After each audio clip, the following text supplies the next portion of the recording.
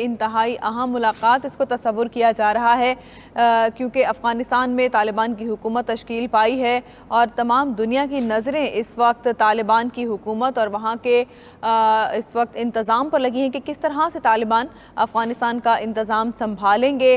और तमाम जो सरबराहान हैं मुख्तलिफ़ ममालिक के, उनका यही देखना है कि उनका ये कंसर्न है कि तालिबान जो हैं वो किस तरह से कंट्रोल संभालेंगे, आया कि वो सिर्फ दावे कर रहे हैं या उन पर पूरा भी उतरेंगे।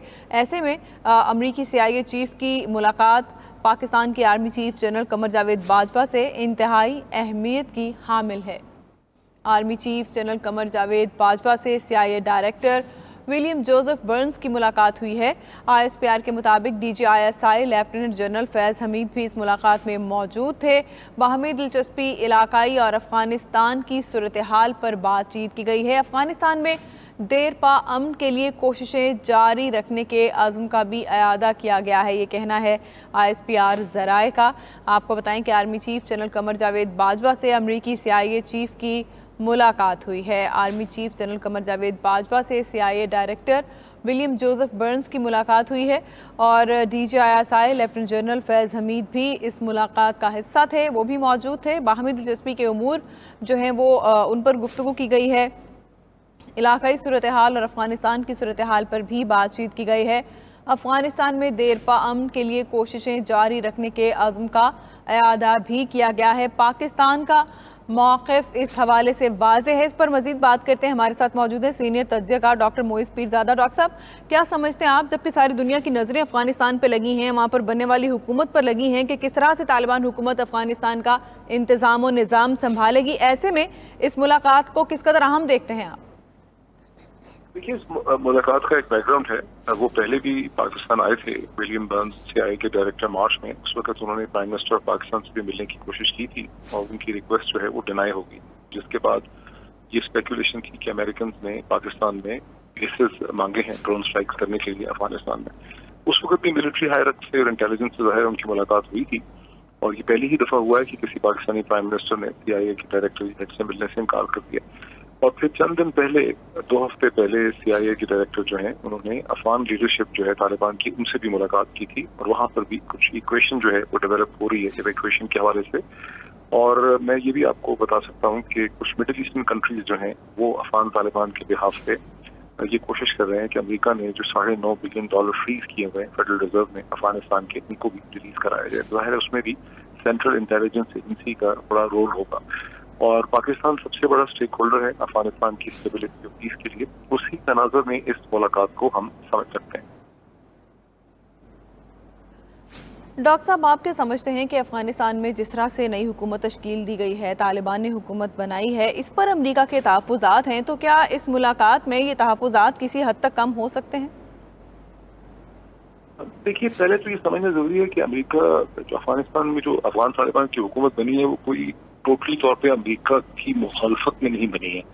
ये तासुर जरूर है हमारे उर्दू स्पीकिंग मीडिया के अंदर, लेकिन आप ये देखिए कि अमेरिकन ने एक बड़े ऑर्डर्ड तरीके से अफगानिस्तान से विड्रॉ किया है और फरवरी 2020 में जो दोहा एग्रीमेंट के नतीजे में अफगान तालिबान के साथ मायदा हुआ था, उसके बाद अफगान तालिबान ने अमेरिकन अफवाज पे कभी हमला नहीं किया और अमेरिकन अफवाज ने भी डायरेक्टली उन पर हमले नहीं किए।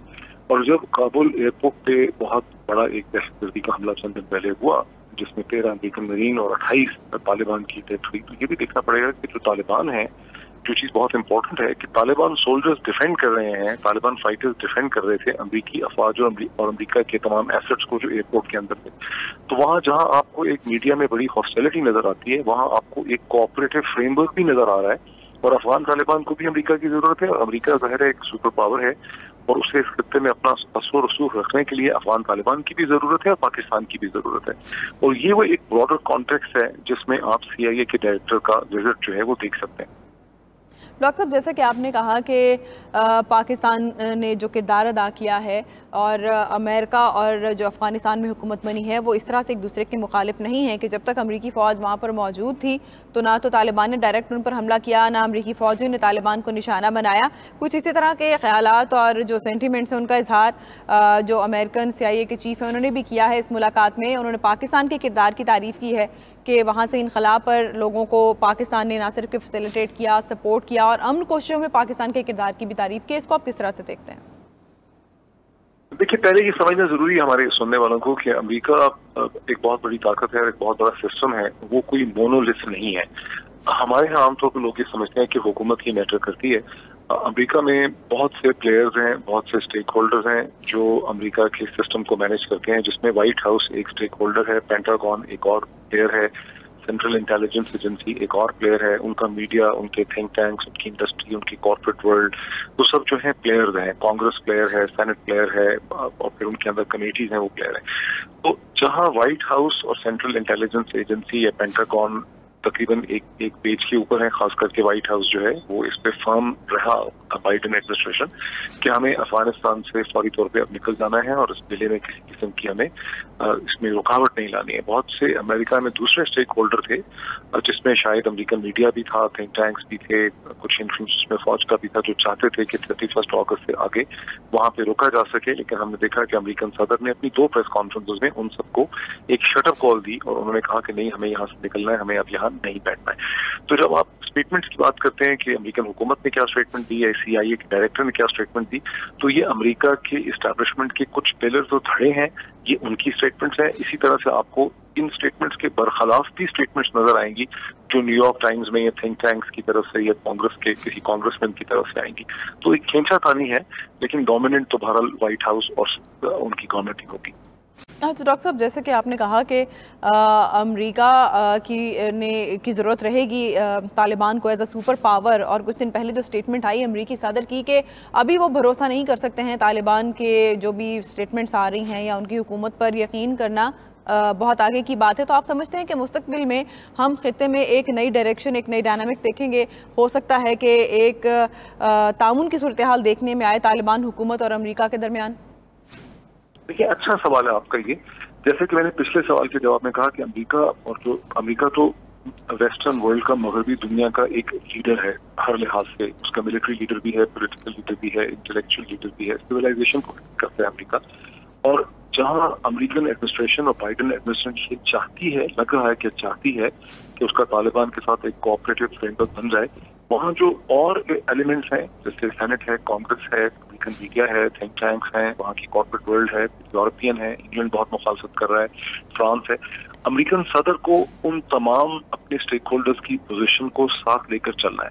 और उसमें ये कंसर्न्स बड़े इंपॉर्टेंट हैं कि अफगान तालिबान ने जो 2 दिन पहले जिस हुकूमत का ऐलान किया है वो कोई बहुत इंक्लूसिव नजर नहीं आ रही। उसमें नॉन तालिबान फैक्शंस जो हैं उनकी रिप्रेजेंटेशन नहीं है, इसलिए अफगान तालिबान कह रहे हैं कि ये एक इंटरिम सेटअप है। जब तक ये सेटअप एक्सपैंड नहीं होगा, इसमें कुछ और लोगों को भी आना पड़ेगा। इसमें कुछ पंशेरी होंगे, कुछ नॉर्दर्न अलायंस के लोग होंगे, कुछ हेरात के लोग होंगे, तो अमेरिका और फिर उसके अलावा इसमें कुछ खवातीन को भी होना चाहिए। तो अफगान तालिबान को उन बहुत सी सेंसिबिलिटीज को लेकर चलना पड़ेगा अगर उनको अमेरिकन सिस्टम की, जिसके साथ यूरोप भी लगा हुआ है, उसकी तायीद और उसकी रिकग्निशन चाहिए। बहुत शुक्रिया डॉक्टर मोहित साहब, आप हमारे साथ ही रहिएगा। हमें ज्वाइन किया है दिफाई तजियाकार ब्रिगेडियर रिटायर्ड हारिस नवाज साहब ने। बहुत शुक्रिया हारिस साहब आपके वक्त का। आप क्या समझते हैं इस मुलाकात की क्या अहमियत हो सकती है मौजूदा सूरत हाल में, जबकि तालिबान ने एक नई हुकूमत तश्कील दी है अफ़गानिस्तान में और पाकिस्तान के किरदार की बहुत तारीफ़ की है CIA के डायरेक्टर विलियम जोसेफ ने? देखें, ये एक बहुत ही अहम मुलाकात है, ख़ास तौर पर अफ़गानिस्तान के तनाज़ुर में, और उसके साथ क्योंकि इंडिया से भी होते हैं तो ज़ाहिर इंडिया ने अपने तहफ़्फ़ुज़ात उठाए होंगे। अब ये CIA और US से चाहते हैं अफगानिस्तान में कि वहाँ पर एक तो दोबारा अच्छे तरीके से पोलिटिकल इंक्लूसिव गवर्नमेंट बने। नंबर 2, उनके कंसर्न होंगे कि पाकिस्तान से इंफॉर्मेशन शेयरिंग को कैसे कर सकते हैं, पर्टिकुलरली रिगार्डिंग अलकायदा के बारे में और ISIS के बारे में, क्योंकि दे आर वेरी कंसर्न कि कहीं दोबारा वो वहाँ पर दोबारा स्टैब्लिश और रिऑर्गनाइजेशन न कर लें और फिर दुनिया के लिए खतरा बन जाए। और साथ ही साथ पाकिस्तान ने भी अपने पॉइंट ऑफ व्यू बताए हमारे क्या कंसर्न है कि व्हाट वी वांट। देखें, एक याद रखें, अगर वो इंडिया से होकर आए हैं तो वो अफगानिस्तान को चाइना के लिए पाकिस्तान के फ्री जोन नहीं छोड़ दें, ताकि पाकिस्तान भी इस्लामिक तरक्की कर ले, चाइना भी कर ले, अफगानिस्तान हाथ में करे थे। इसलिए वो इंडिया को वहाँ रोल देना चाहते हैं। वो चाहते हैं कि उनकी जो कॉन्टैक्ट हों वहाँ स्टैब्लिश हों, वहाँ पर वो उसी तरीके से वहाँ पर किसी न किसी तरीके से वहाँ पर खूनरेजी चलती रहे, लड़ाई झगड़ा चलता रहे, ताकि अफगानिस्तान स्टेबल नहीं होगा। तो ये फर्क है, इसलिए ये विजिट हुई। बट आई एम श्योर कि पाकिस्तान ने अपने नुकसान बड़े अच्छे तरीके से बताया। बहुत शुक्रिया हारिस नवाज साहब और डॉक्टर मोहित पीरजादा 92 न्यूज़ से गुफ्तगू कर रहे थे।